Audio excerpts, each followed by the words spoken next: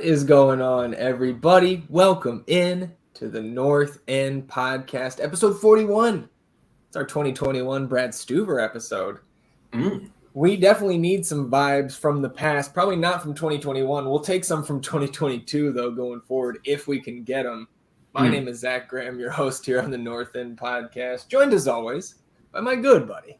He's on record as my best friend. His name is Ian Michaud, a.k.a. E, a.k.a. Lee James, a.k.a. Sebastian Drew Easy, a.k.a. Estradamus, a.k.a. Pappy O'Daniel, a.k.a. Chili Willie, a.k.a. Ian Stonkel. Tough night last night for the Verde and Black, tough night for the Verde and Black faithful. But we obviously, we saw each other last night. How are you feeling today? A night, one sleep removed from another disappointment. The show must go on. I think that's how I feel. Definitely not feeling my best. Obviously, I look a little rough trying to get this hair situated. It was a rough night, to say the least. Especially, I didn't feel as bad about it until after, and kind of just realizing how bad it actually was. Just made the night progressively worse. I think I told you, all right, I got to grab another walking beer. Yeah, you did. For the game. So popping the 7-Eleven for a little TLC. Yeah.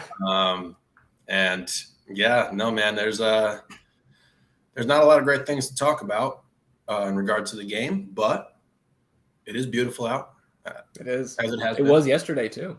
I guess that's been the highlight of the pods as of late. Man, the weather's great down here.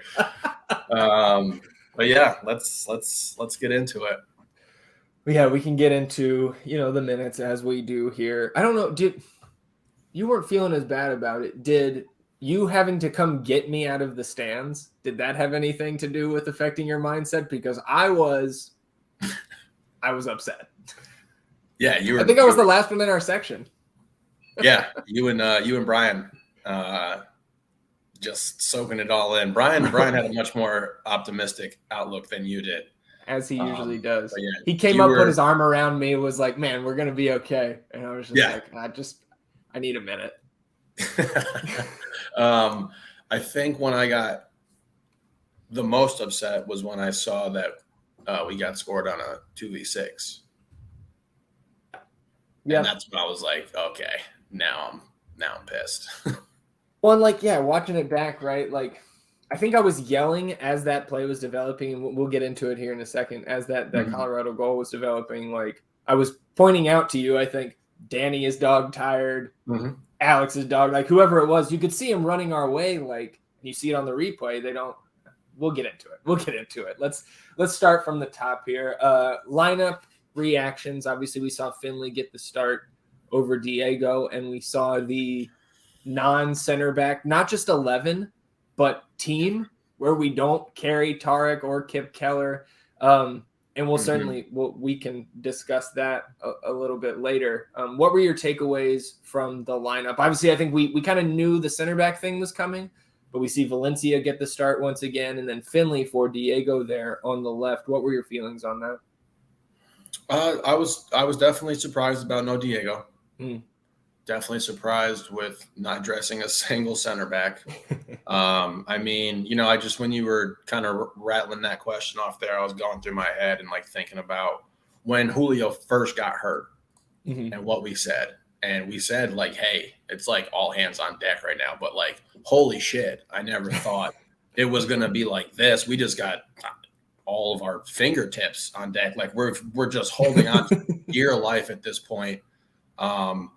We touched on it last episode, and I know that we were in the camp that we expected Kip to get the start, and then the next day he gets sent. He did get a start. Yeah. I'm not going to say, is that a demotion? I think it's fair to call it that. You get taken from the first team to the second team. It's for now. It's clearly not a permanent move, but and like I said when it happened, right? If this is his job, and if he had a regular job, there would be some sort of, repercussion for what happened. And it looks like that the repercussion is he is completely out of favor with coach in regard to being able to trust him. And obviously the Tarek situation, until I see a complete turnaround, it is a total failure in regard to his signing right now. So it was an interesting 11. There was obviously some talks of Lima getting shifted into that center back position and pairing him with Alex, but fuck, man, we were like an average of 5'9" on that back line, and in cleats probably. Yeah, it really just can't be overstated that we are just working with a triage unit, and it's really impacting us a lot. And Diego, I thought for sure he was going to get the start, and obviously we're going to have to get into that a little deeper. I won't do it right now because I think that's a more lengthy conversation that we could have, especially after what Coach said after the game. Yeah. Pretty surprised with the lineup, and still felt confident though. I was still like, okay, that's fine. Like, it sucks. Figured we get scored on, but still had the mindset that we're going to be able to score more than them, regardless of who we have back there. Well, I definitely want to get into that press conference because I think there was multiple little nuggets in there that we can have discussions on. So maybe we'll push through the minutes of this one a little bit quicker than normal because we also need to do last business day. That was a pretty fun experience as a fan, and obviously the guys had fun. But to your point, like, the feeling that we can still take care of this team was only amplified by the start to this game. 5th minute. John Gallagher, what a pass by Driussi. Like, even as much as teams are focused on him and taking him out of the game so far, we've now seen these 2 moments of brilliance that show up on every highlight film because they result in a goal, whether it's his chip against St. Louis or this beautiful breakdown just slithering through the defense. The perfect timing on the pass and the vision to see John cutting back, kind of backdoor, to use a basketball term, on that right side. So early goal, 5th minute, another MVPS moment from Driussi, who, by the way, like, Kobe Jones, come on, man. Especially like Adrian Healy. I'm sure Healy is the one that said something to Kobe Jones on the broadcast, because I don't know if you noticed on the rewatch, but he multiple Driussis to start that broadcast, like 3 or 4. I'm just like, come on, Kobe. Like, come on, man. This is an MVP candidate. But yeah, so obviously, like, they go to VAR because it's ruled off. The goal is ruled offside to start. And I think I said to you, like, when things go to VAR, typically I don't have a lean, but I told you right when we saw the goal, that's onside. He was on. Yeah. And luckily he was. I didn't even see Johnny in that play. I was just like focused in on Seba and what he was doing. And I mean, as good a ball as you can put on. And shout out to Johnny for finishing with the one-on-one with the keeper. Because we've had some issues with that. And not the only time we had a one-on-one chance with the keeper in this game. So luckily for us, John was able to put that one away. Did you see the picture going around social media today of somebody in the crowd who took the Ted uncle standing at the monitor, and he's got Driussi behind him going like that? Yeah, great meme material there. So props to whoever took that picture. 8th minute, Danny breaks through 3 Colorado defenders on the right, kind of gets a rise out of the crowd, putting one of those defenders on his ass, finds Rigoni, and then he touches, like, Rigoni's now, because, like, Danny gets to the right, gets held up, by the end line, gets it back to Rigoni kind of at the top of the 18, top right. He pushes it out with his left, like, looking like he's going to wind up and shoot, but another heavy touch on that final touch, and we've seen that from Rigoni. He gets the ball taken away, and I think this is one thing that I was really down about last night, saying to you, like, I can't defend that performance. He's had flashes in almost every other game that he's appeared in so far this season that were really promising. And obviously I, and both of us, but I for sure have been pushing the pro-Goni narrative.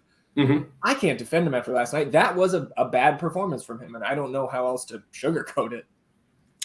He did not play well. Obviously, we've been super vocal in our support of him and what he brings to the team. What was his FOTMOB score?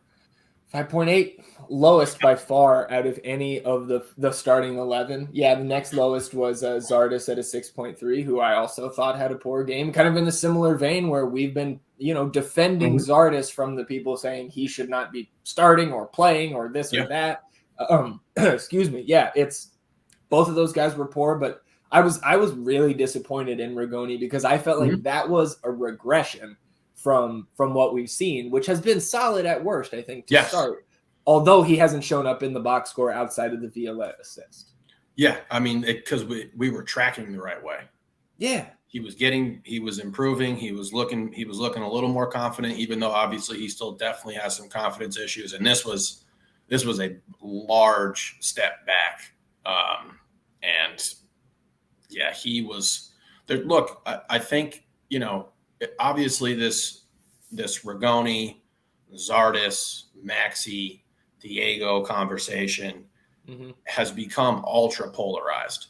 Yeah, dude, it's so toxic. It really is. And I don't ever want to be in the camp where it's like,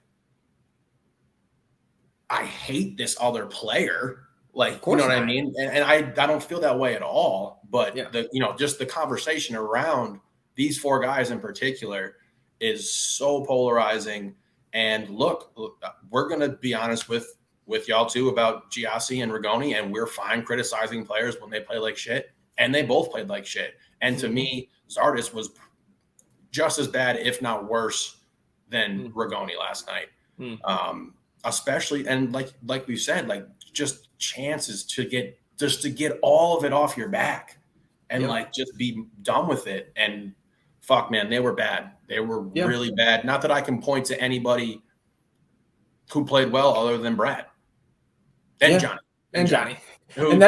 And Johnny has been a thing we've said every other episode. Because you can't leave him out now. No. You can't forget about him. And I mean, he's quickly, when he got introduced and when he had the rock, people saying his name. Yeah. And well deserved. Yeah. 13th minute, Kolmanic cross from the left, finds Driussi on that right side. He does well to battle Abubakar, which was a battle all night. Not just for him, but then defensively with guys like Nick Lima having to match up with a much larger Abubakar. Like, you take the hair away. The guy's still, I think, 6'1". So standing next to Nick Lima or Alex Ring got a certain size advantage there. Driussi, though, wins this header, pops it back over to the left side of the net, and Zardes is there, but the ball floats just out of bounds, like right where Giassi could meet it. So it goes into the side netting. So that was certainly not a play where I put on Zardes, but just another chance that was so close to him having an actual attempt on the goal there. 2 minutes later, 15th minute is really when the tide starts to turn and Colorado starts piling up not just chances, but corner kicks. And Healy commenting on the lack of size kind of right out of the gate there for Austin. That particular corner in the 15th minute fell to John Lewis right in front of the net, like point blank Stuver save. Like not the cleanest save, but he got it away. And that was just kind of the beginning, the first look at another just all-star caliber Stuver night, even though we ended up in a draw. He was maybe the most deserving man of the match that we've had so far this season.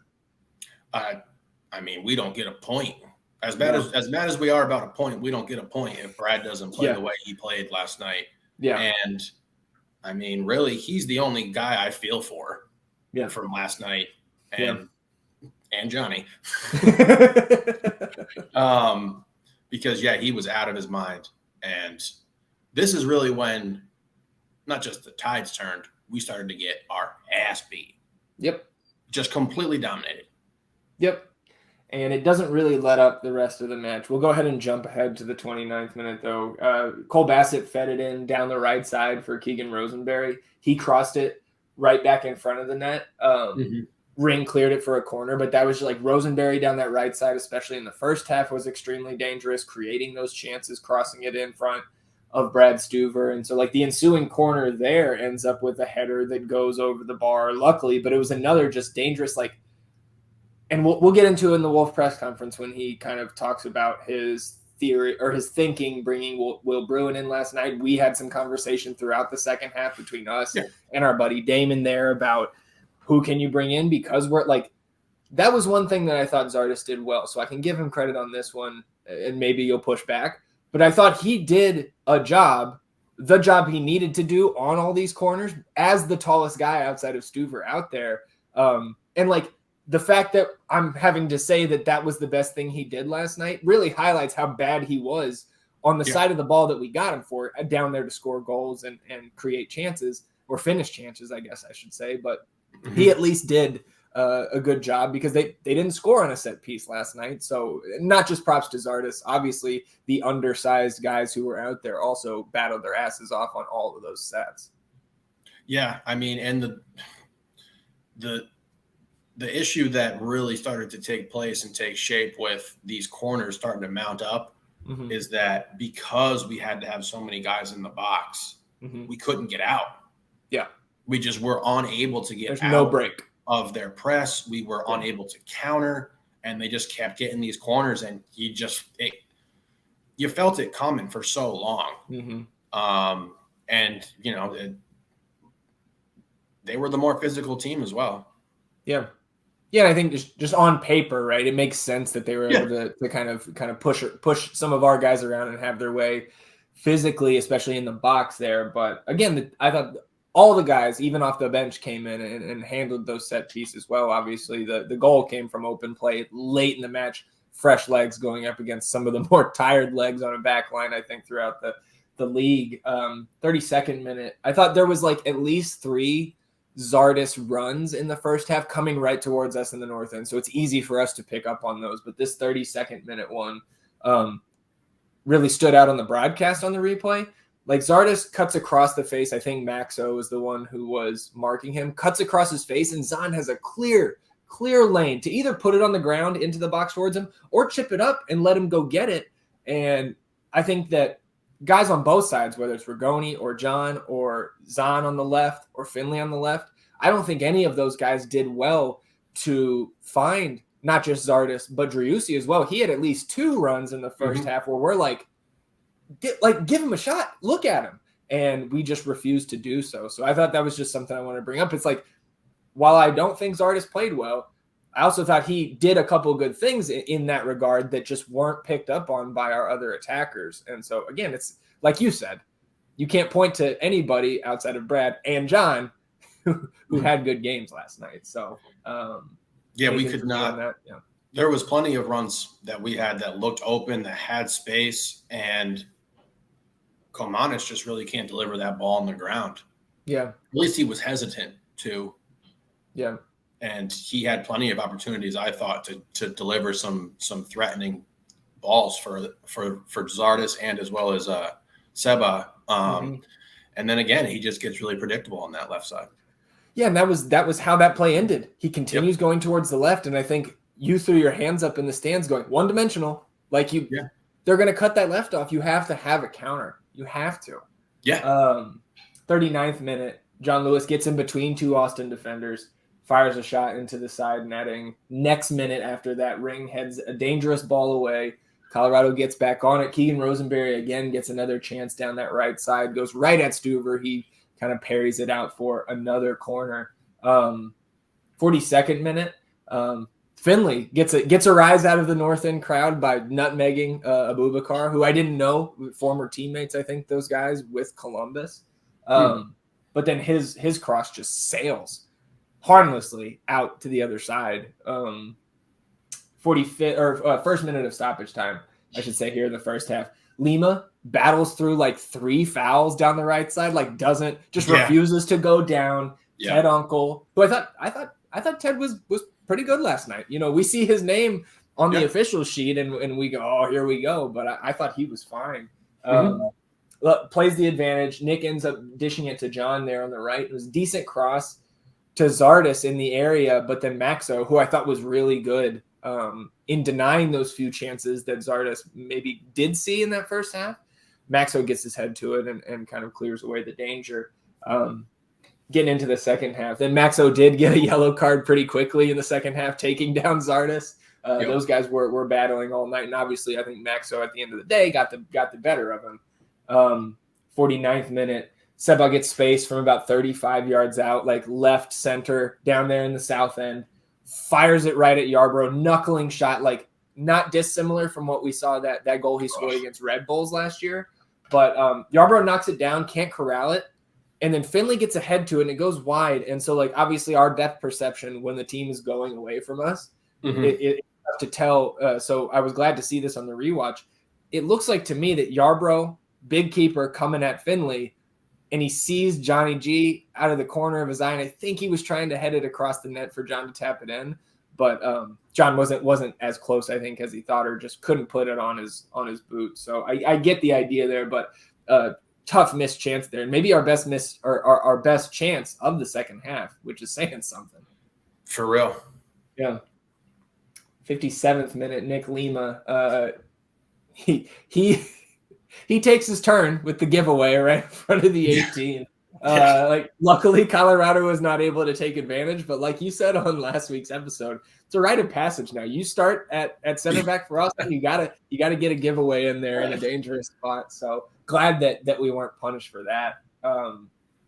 2 minutes later, Cole Bassett gets the yellow card for kind of just riding Valencia's back down into the ground, like deserved yellow card in my opinion there.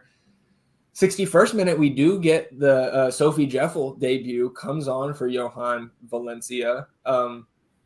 And I just want to say this now that we're here at the 61st minute. This was the time when I said to Damon in front of us, I said, and obviously you there and Mitch and Sam who were there as well. So I was glad to see, we said your two buddies coming first time at Q2 and walking out. They said they had a good time. So at least I can take solace in that we've brought some people there to certain games that were not great to watch. So at least they had fun. But right in that 60th minute, that's, I think we were discussing, like, let's see Urruti here because at that point, let's continue to press for that second goal. And I think at that point, like, I'm more on the Maxi train. And then when we get later on, I think that's when we started discussing, okay, now we're playing for the 1-0 victory. And so now maybe let's bring Bruin in, because we'll talk about that here in a minute. 64th minute. Go ahead. Sorry. I mean, before the toxicity of this duo started, we were on the 60-minute Zardes, 30-minute Maxi against those tired legs. And then look at what happened the other side. They got Barrios in. Yep. He was a little fucking passed all over the place. Yeah. And he's also, really good. he was good. Also, it was just really strange. I mean, we got to talk about this one play. I can't remember exactly what minute it was or what it took place, but we were coming towards the north end. So it was in the first half. Okay. And we get it up to Zardes, and then we just end up with a terrible back pass from Lima to Stuver.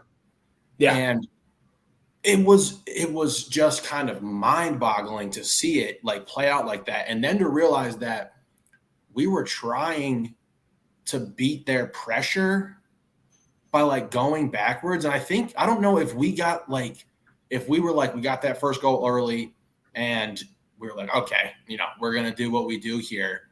But I mean, given the roster and what's going on in that back line, like there was no way that part of our game plan should have been to like, all right, we got to pass out of this press out of the back.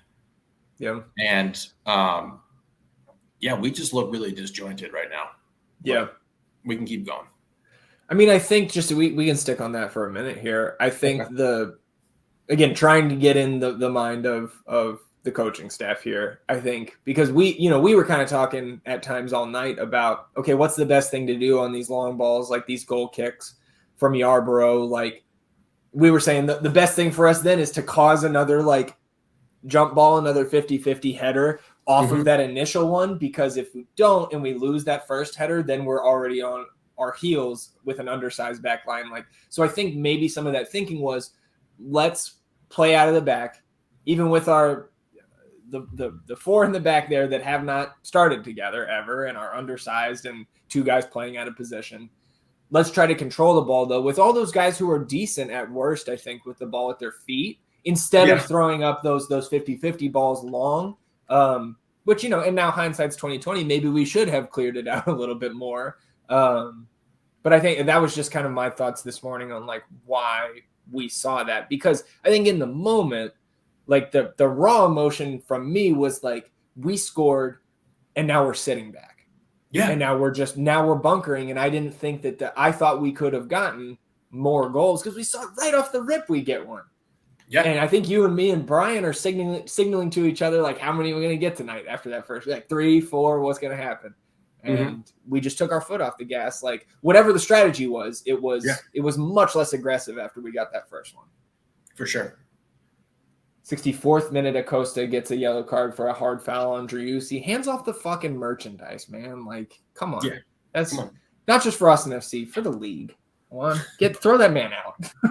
65th minute, crowd on his feet, us included, Diego Fagundez getting into the game. That was another guy, like when we're calling for Max, you're like, okay, like, look, and let's have this conversation now. And I think we'll bring it back up when we talk about the press conference. But the fact that there's people out there who think that because of any player's stature within an organization can do or say whatever they want to on the field or on the court in any sport to their coach without repercussion, it's just you're showing your ass. You have not been involved in sports on a competitive team as a coach or a player or a staff member higher than your varsity team in high school. And if you're complaining about that, about Josh Wolff as a coach holding Diego Fagundez to account for showing him up publicly, I think it's a different conversation to talk about what Josh is saying in the media and again bringing up that contract. Like we can maybe talk about that later, but to me the non-start for Diego was it's discipline. He came off the field, you showed up the coach, you don't start the next game, and guess what? Now you're in the 65th minute. Let's move forward. And I thought like he did that. He came in, he played hard, but again, it's not like Diego came in and had a great game. But again, we were very happy to see him come in at that point because we needed that juice. We needed it so bad. And like we said, we were just kind of holding on, withstanding what was ever coming our way. Stuver playing out of his mind. And we could have used a really nice push from Diego if he came in, kind of set the world on fire. But that's a huge bar. It's a high standard to try to hold somebody to, where it's like come into this game and set the world on fire. And that's why some of these like super subs are just anomalies and really just unique players with a certain mindset. Not that Diego doesn't have this particular mindset of somebody coming on and being like a spark plug. But it just didn't happen last night. And obviously we'll get into, trying to get into it right now. Cause obviously, to me, the relationship is pretty, there's tension right now between those two for sure. And Diego was out of line. I think Coach was out of line, especially with what he said last night. That one seemed much more barbed. Dude, saying that he's now like he basically just said he's our high. Like there's the 3 DPs and then there's Diego. He's like he's the 4th highest paid player on the team, and then he also said it was an act of goodwill by us because we had him for multiple more years. So like to me, and I apologize for kind of overtaking what you were saying there, but there is something, and it may be as simple as it started with Diego skipping the voluntary team workouts. That's what I was going to say. I think it goes back to something like that, where those guys just really haven't mended whatever, and it's just kind of built. And like, again, like we've said, it doesn't help that, like, look, man, I get that Diego is our Iron Man. I've said that, 3 pods in a row. Like, we love Diego. But, again, we can also criticize the players just like we criticize the coaches. And you just can't come off the field like that. You can't. You can't come off the pitch. You can't come off the football field. You can't come off the basketball court like that at any sort of level with stakes on the line and expect to just be able to walk over your coach like that. That's not how it works, because the coach has to manage 20 plus egos just like his. Like his. You think, and like to Diego's like fanboys who think that this guy can do absolutely no wrong. Like, it's fucking ridiculous to say that Diego somehow wants to be on the field more than everybody else. You think that everybody else is fine coming out of the game, that they don't want to be out? Like, come on, man. So, like, in that moment against Houston, Diego fucked up. And then, like you just said, Josh now twice in a row has, I think, stepped over the line for, like, some of that you need to keep some of that in-house. At least the contract part. You know that I am very go get your money when you're a player. I want dudes to get paid. Your lifespan in professional sports is very small. Yeah, short. The guys who last a decade, whatever it may be, whatever sport, whatever is relative to a really lengthy career is rare, but it's the most highlighted thing. So I'm always very pro player. Go get paid. The man deserved that contract for the way he played last year. He deserved that contract for what he did for this team in regard to building the culture of who we wanted to be in our first year. Yeah. That's why the fans identify with him so strongly, right? Because he embodies what we want. Absolutely. And I love Diego. And I just think that coach was really wrong when he said that. That was not okay with me. I thought that was a really shitty thing to say, especially to throw into we didn't have to do it. Yes, that was, That's way too much. That's way too much. Especially it's adding another kind of slight for it to be held against him. Diego's a person, he can feel sorts of ways about the way his boss is trying to manage him. Yeah. So I thought that was really out of line by coach, and I was actually pretty disappointed with that. I don't think that needed to be said. And you can say it in house, and you can have a heated, spirited debate. This is professional sports. There's a lot of passion, and these guys love the game. And to think that coach is going to jeopardize his own job by playing someone over Diego because he just doesn't like Diego for some reason, which we've known has been false the entire time, is insane. He wants to fucking win. He doesn't want to lose his job. And now, in this game, we're without Leo, we're without Julio, no Owen, and now we have one of our four best players on the team in this kind of flux. I mean, shit, man, I couldn't be happier for a break. Yeah, for sure. As I'm going to miss watching this team, we have just hobbled into this fucking. I know the narrative is we're in the same place as we were. Okay, right. Yes, that's very well and true. But the 2022 season and the 2021 season exist in the past. They're their own seasons. Just because we're at the same place that we were doesn't mean it's gonna. If anything, it can go two completely different ways. Right. It could be as bad as 21. It could still be as good as 22. Absolutely. And it's a young season, but we got some cleaning that we need to do. We got to take care of some cleaning. We got to get healthy for sure. So we can wrap these minutes up and get back into some more of this stuff if we want to, but need this break. Yeah, I think, and we'll go ahead and just wrap this up real quick because I think it's I would rather discuss kind of the big picture and going forward than what happened. Because we know the end of this game, Fagu comes in next minute, Bassett kind of tries on the left side, tries to sneak a shot in kind of over Stuver a little bit off his line. Stuver saves it over the bar. And then the ensuing corner, another kind of amazing reaction save from Brad. I think Maxo got his head to it, point blank almost. Then Barrios and Markinich come in for Lewis and Nicholson in the 68th. Next minute, another Stuver save. This one a bit easier shot on the ground from Alvis, number 8 there, who I thought was also pretty dangerous, especially in that second half. And then here's the real, this is what I think sealed it for the Zardes detractors and certainly made the Zardes enthusiasts hang their head. 71st minute, Jossie kind of gets a ball gifted to him there with a clear lane to the goal and can't keep the defender who's bearing down on him on his back. The defender gets around, pokes the ball out for a corner. But similar to the Rigoni chance last week, or maybe both chances, some people would say, he's just got to do better there. You at least have to get a shot off. I was flabbergasted at what happened. And maybe just some age showing there. I don't know who it was who caught him from behind, but I have no idea how he didn't at least get a shot attempt, do something with that. And that's I imagine some people will be talking to us about that for sure. And rightfully so. Damon was in front of me and he was livid. Turned around and gave me the business. Yeah. I was just Take it easy, old chap. No, I mean, and you described it perfectly. I just kind of hung my head and I was like, yep, well, I can't defend that. Like, there's nothing I can say. There's no glimmer of hope from that sequence of events for me to be like, yeah, okay, well, and shit. Jesse was bad. Yep. And this kind of just wrapped the badness up in a bad wrapping paper.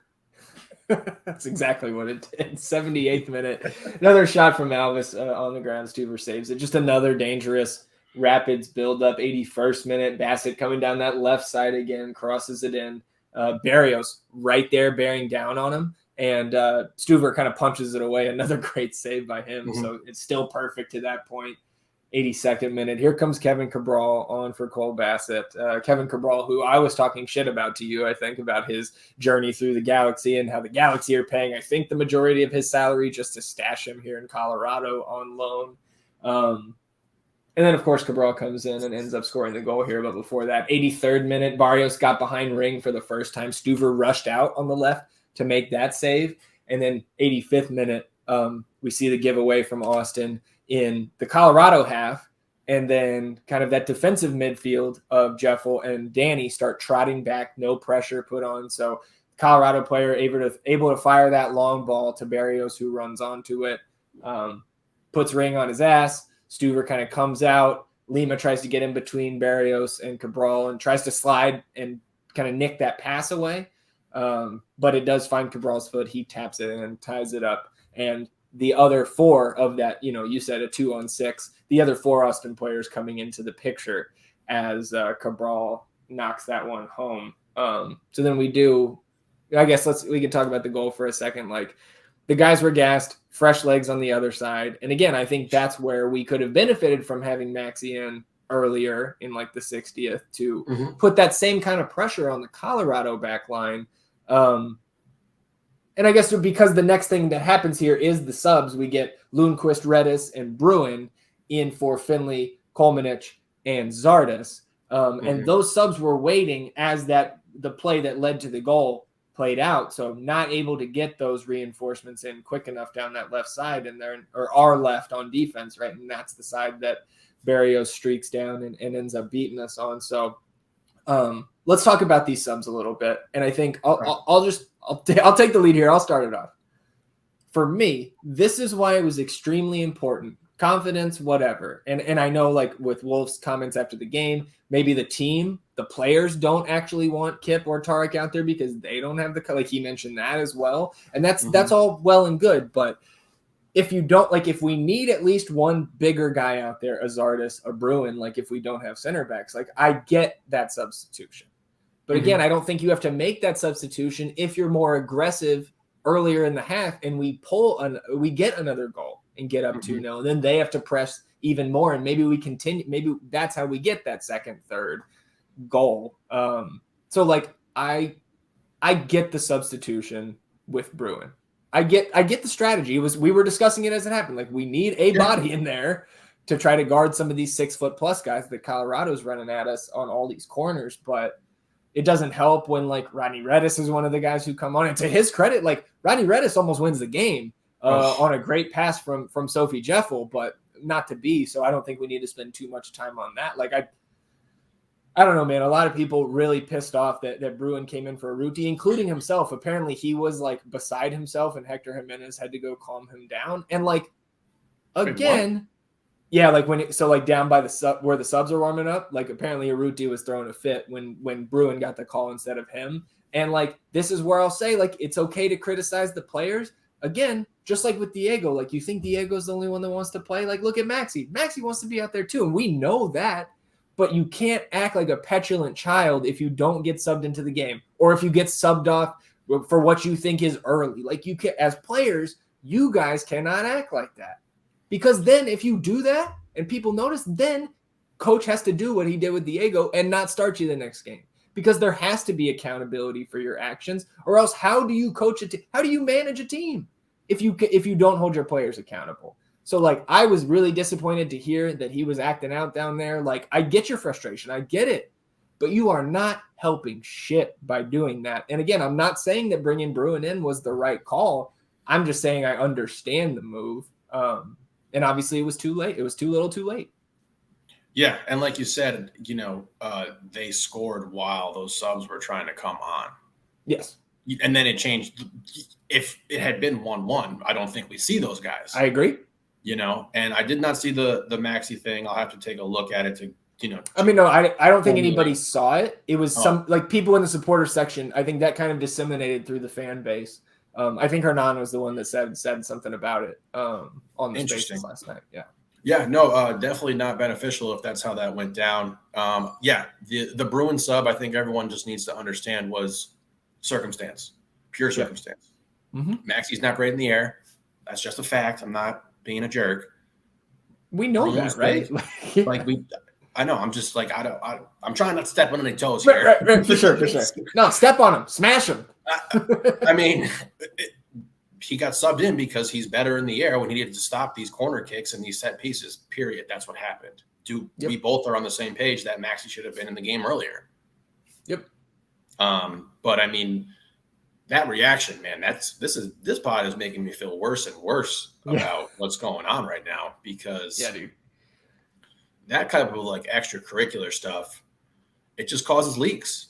It causes a lot of leaks because that's what happens. You know, you have one of your guys who are one of the better players, one of the best players on the team, and some shit like that happens, and now it just kind of trickles down.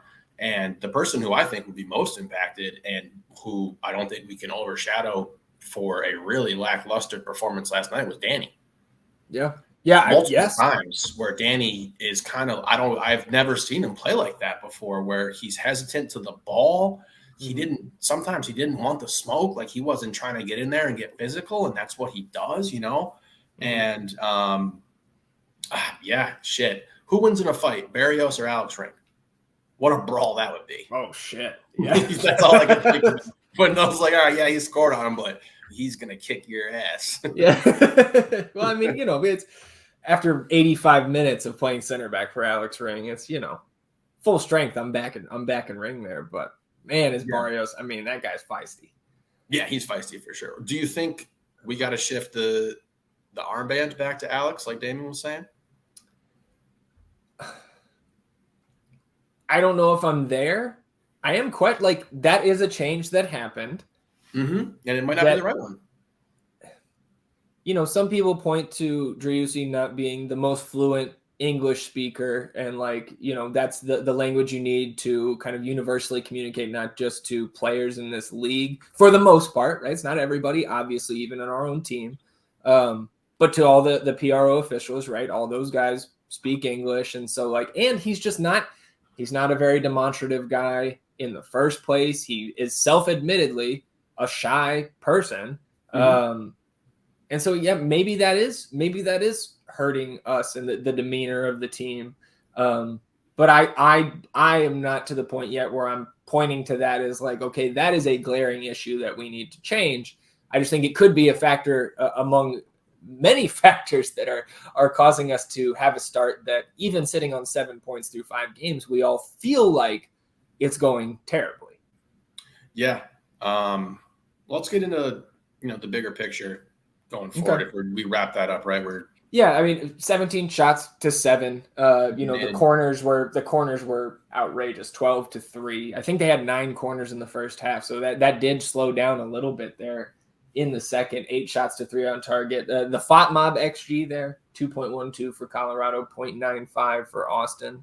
And I think that Johnny G shot had more than half of our XG. So just to illustrate how poor we were in terms of an attacking threat as a unit, almost non-existent last night against a team that, it's so early in the season. You cannot say that one team is the worst, but they're bottom 5 right now. I think no question. I guess, okay, so some perspective, and we can do, again, positive and negative. I'll say the positive here. Okay. We have a bye week, so obviously all 28 other teams will play this week and have the opportunity to pick up points. Even after the draw last night, we remained in 6th, where we were coming into the night, and we can drop no lower than 8th after next weekend, unless we could drop to 9th if I believe Houston and one other team end up getting wins. And then let's see. So we can drop to 8th if San Jose and Houston get wins, or San Jose gets a draw, they'll pass us with 8 points. And then if the Timbers beat Dallas by 4 or more, they would pass us on goal differential. But so that's probably not going to happen, especially with the state of the Timbers right now. They were missing 9 starters yesterday due to injury and international duty. So, I mean, we're probably not going to be any lower than 8th with a game in hand on the majority of the league coming out of this break. So I think that's some positivity, maybe just some copium, because look at that fucking schedule. At LAFC next, home Vancouver, and then at the Galaxy, which, like, the Galaxy haven't been your typical LA Galaxy, but I think Chicharito's supposed to be back by then. Costa may be back by then. And we have not beat the LA Galaxy in 4, I think it's 4 tries, not 5. But yeah, so like the schedule gets a lot tougher. So I'm also factoring that in. Yeah, I mean, we go into LAFC looking like this, we're going to get embarrassed. Yeah. I mean, well, so let's have the perspective on last night as well with the back line, because although we both maintain we should have got 3 points from that match, we are, even without center backs, I think, better than that team. We should have got it done. This is why I think it's frustrating for fans who want to make judgments on this team, because if you want to say, okay, Wolff out, blah, blah, blah, it's the easiest defense in the world for any criticisms of last night is we were playing without center backs. Yeah, yeah. And so if you add Leo to that game, I think we win that game with ease. You said that last night. I'm with you. Like I said, it can't be overstated how it's just a triage back there, and we're just doing anything we can to hold on. But yeah, if we're not healthy, then we're going to be rolling in some, one center back again into LAFC. And the thing about the game last night for me was, yep, we got the point. But it was just uninspired. Yeah. It was just uninspired, kind of lackluster. How about the crowd too? Yeah, that was one of the weirdest energies. And you kind of brought it up before we got into the stadium. And you said, like last year it was coming in and we, who knows what's going to happen here. Like we could beat this team for sure. We might catch them off guard. It's something. And now it's, fuck, we better not lose this game. Yep. And that's how everyone felt in the stadium, at least, the people who are there routinely and, have been through the ups and downs of the emotions and everything. And it was a weird atmosphere. I mean, usually, the majority of the North End section is standing up, having a good time for the majority of the game. And there was multiple times where I was like, man, I got to sit down. Like, I feel like I'm just blocking people who aren't watching, like can't see over my giant ass. Yeah. So yeah, it's like I said, rolling into is the CCL the worst fucking thing that's ever happened to this team? Because like the Violette loss, the injuries suffered, the catastrophe with losing Tarek completely now. Man, we are limping into this break, and we need a really strong couple practices here and get our mind right. Put this first, what is it now, 15% of the season behind us. Like we said, we've been preaching it the whole time. Long season, got to have patience. This is going to be an up and down ride the whole time. Obviously, our expectations are high for this club, but I'm starting to become more concerned with this. Because I thought most of the conversation that was taking place between people on Twitter or Reddit or wherever it may be, between Giassi, Maxi, the Diego situation, wasn't like taking place between the guys in real life. Mm-hmm. Urruti getting upset like that, if that has been confirmed, is pretty shocking. For a guy who we've seen who just brings a lot of joy to the club, brings a lot of good, joyous kind of energy to how he plays the game. That's concerning to me. Obviously, we still don't know the health of Cascante, and you said I think it was probably last week, was that the worst injury that this club has suffered, and I'd have to agree given what's happened with this roster since then. Yeah. So. yes, on one hand, did we play with no center backs last night and have an excuse? You know, I mean, it's a convenient little excuse to be like, yeah, you know, we didn't have those guys, but I still, you know, one goal. And as much as the debate surrounding the new tactics, the players look less free. You know, it seems like they are more so trying to push for this new style of play, this new formation that we're running out. And obviously it's come up with Diego on if we're going to have him on that right side or that left side. Mm-hmm. And coach said he doesn't want him getting pulled back into the defensive, more defensive side of the ball on that left side, and attacking. So it's interesting, man. And, as excited as we were for the start of this season, we got to lick our wounds here and get ready to come back versus, the best team in the league. Defending champs and looking like it, even though not in first, I think. So I think Wednesday, let's finish out here. Let's talk about Coach Wolff's press conference, because a couple quotes from that I think we should discuss, and we can even let that bleed into Wednesday because we have the bye week. So no game preview on Wednesday, but we'll still have a pod. And I think what we should do, is maybe do the full review of the Austin FC 2 game on Wednesday, because we have that replay we can go back and look and really dive into, because there was a lot of good things to take out of that game, both for the guys who are down from first team contracts, those 4 guys who got the start, all the other 3 super draft picks, CJ Fodre off the bench, the atmosphere there, like there's a lot to discuss, and we're already a little over 50 minutes here. So because we have the bye week and the extra time here over the next 10 days or so, we'll push Austin FC to talk that last business day recap to Wednesday. Let's get more into that press conference, right? First one I want to talk about here. Josh revealed that Lima has been battling through a high ankle sprain since the DR, which is like, to me, comes off as an excuse for. I didn't really perceive Nick to have a poor outing last night. No. But like, if he's injured, why isn't he on the injury report? Because we don't have a single fucking center back. I mean, you can at least visit probable ankle sprain. One of the last 4 games since then. Look, before I even realized that he had been dealing with this injury, I was going to say that man played his hardest last night and really thugged that game out. Undersized. He gets into that little scrap with Barrios. Uncle's nowhere to be found. What are you doing there? Yeah. He almost squared up on him. Yeah, he did. So, look, Nick didn't play great, but he really played really hard, and he was not somebody who I can look to and be like, well, this is kind of on you. Right. But yeah, if he's hurt too, man, fuck. I mean, coach also said at that point, he said, we looked tired as the game went on. It's like, yes, Josh, we did. And then he said it was a tie, and I'd say we were fortunate to get the tie. And so at least he is in lockstep with the fan base on that, because I think all of us kind of, I think the overwhelming feeling walking out of there, as we've had at times before, is a tie that feels very much like a loss. Mm-hmm. I mean, it won't show up as a loss in the point column, thank God.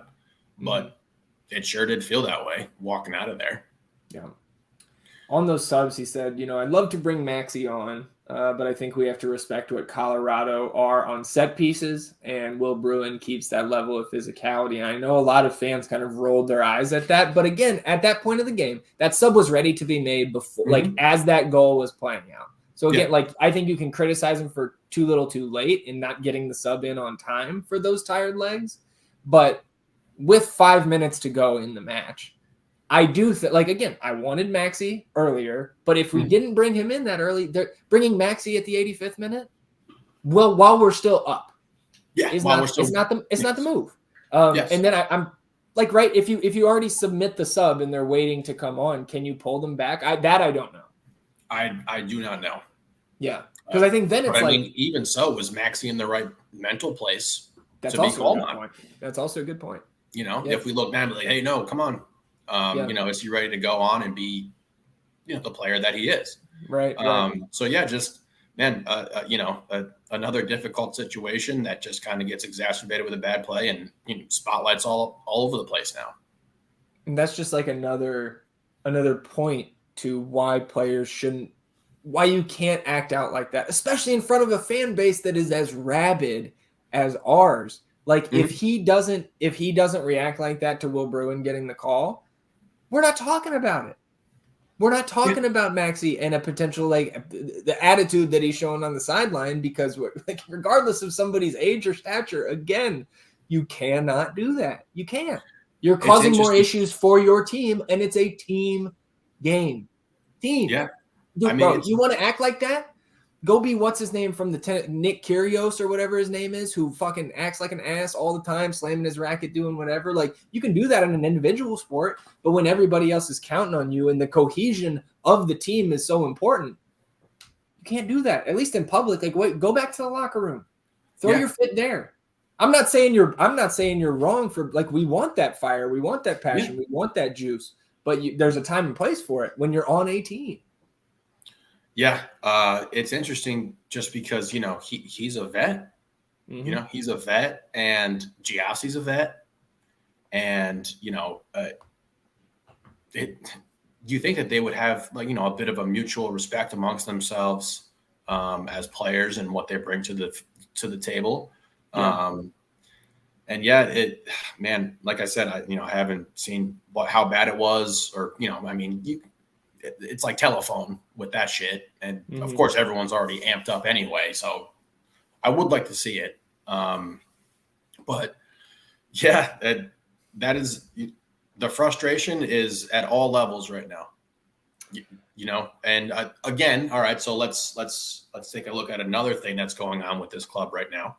The whole Reyna situation and what coach has to do now, because this dude lost his fucking mind and is sending blackmail texts to the U.S. fucking Federation. It's insane. So, we're just dealing with a lot right now, and not a lot of it is great. And I'm glad that we're going to move the last business day so we don't stink that up. Yeah.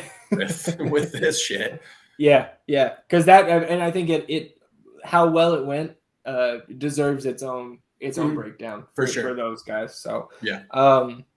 Just a couple more things from that press conference before we get out of here. I thought I did smile a little bit, again, as an ex-coach, for Josh to be ready for the too many crosses narrative to be brought up. He said, I'm glad you asked that. We actually have less crosses this year, at this point this year, compared to what we had at the same point last year. And I believe that stat he was referencing was through 4 games, and now through 5 games, we actually have the exact same amount of crosses.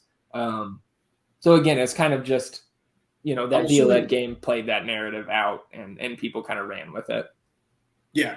So I'm assuming that stat doesn't take into account the Violette game, right? It's just league, just in the league. Okay. So just league play. Yeah. Again, that game was entirely circumstance. Mm-hmm. Well, and again, getting back into that Diego thing, I know we discussed our takes on it already, but the quote was, there was some words, some body language, but we talked about it. He'll get there. I know he will. So again, that's, to me, just pointing to it was discipline. It was discipline, because you can't. There were some words talking about Diego coming off against Houston. Okay. So not this game. I was correct. Like, Jesus. No. He's referring to Houston. Then he talked about Zardes playing against that back 5 that the Rapids were rolling out there, and the kind of the congestion it caused. He said Zardes' work rate, his physicality has been quite good. We got to help generate more chances for him, and he also has to take those opportunities when they come. And I think that's pretty much exactly how I feel about it. Like, he has not been as bad as some people suggest, but he's not performing up to. He's not a DP player, but he's not performing up to the level that we need from our striker. So, I mean, we had very high expectations for Giassi coming in, but again, we're 15% of the way through the fucking season. Yeah. All right. Yeah. And one thing I will say about Giassi, and one thing that it just, again, looks kind of disjointed, is we've noted how positive and impactful his hold-up game is, and how adept at it he is. but no one's really running off of it. Mm-hmm. It's like he's holding up and then we still go backwards with it, as opposed to he's getting the hold up play and here we come. Yep. And especially last night, I think that was really highlighted was that there was no cut off of him, no little touch to somebody who's streaking now. Mm-hmm. So that needs to get sewn up too. We got to get better at that. And look, I still have full faith in Maxi, in Diego, in Giassi, in Coach. Love all these dudes. Mm-hmm. And I think that when we're sweating our asses off in the middle of June or July, you know, we can kind of look back at this and be like, shit, man, we weathered a really tough storm and we got some strong-headed, strong-willed guys who want to see this club do well. And we needed it. Yeah. Did we get a little too big for our britches after going to the Western Conference Finals last year? Maybe. Did we get a little too big for our britches? Like, you know what I mean? Like, shit. Mm-hmm. You know, so if we've been a little full of ourselves and it's kind of leaking over into this year, let's nip it in the bud and keep moving forward.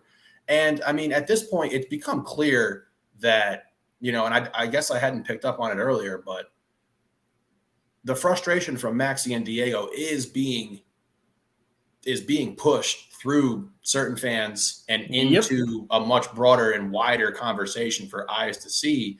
And we got to take care of that too. And, you know, if Maxi's frustrated, look, here's your opportunity because we're not scoring.